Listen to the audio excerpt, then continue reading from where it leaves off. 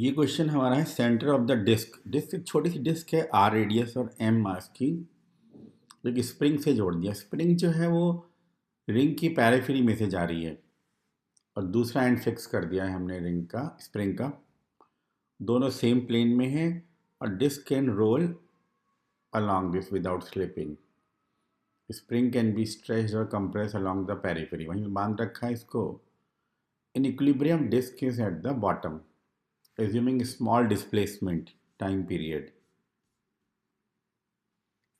तो अगर हम इसको एक स्मॉल डिस्प्लेसमेंट दे दें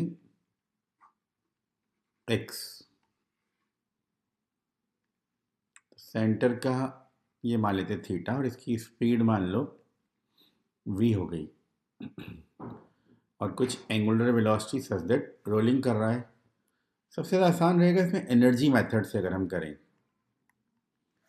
तो एक तो एनर्जी हो गई, स्प्रिंग खिंच गया, half k x square extra stretch आ गया स्प्रिंग में, और half m v square plus half I omega square, omega हो गया इसका वी बाई स्मॉल आर और एम आर स्क्वायर बाई 2, तो 3/4 एम वी स्क्वायर, ये इसकी टोटल रोलिंग में टोटल एनर्जी आ गई, और plus m g r minus r 1 minus cos theta, ये पोटेंशियल एनर्जी में चेंज आ गया।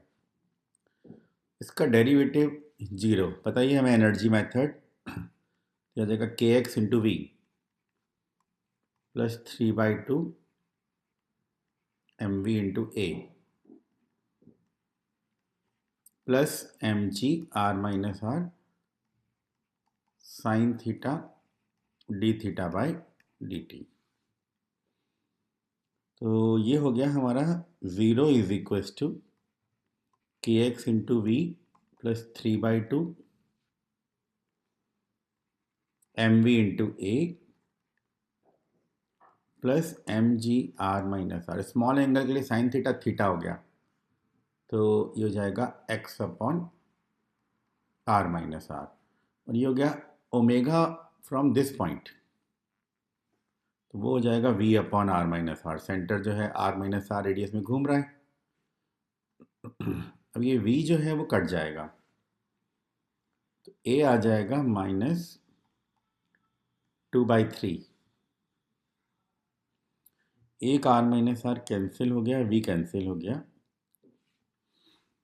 तो ये आ जाएगा हमारा k x, k by m into x. X को तो हम कॉमन ले लेंगे और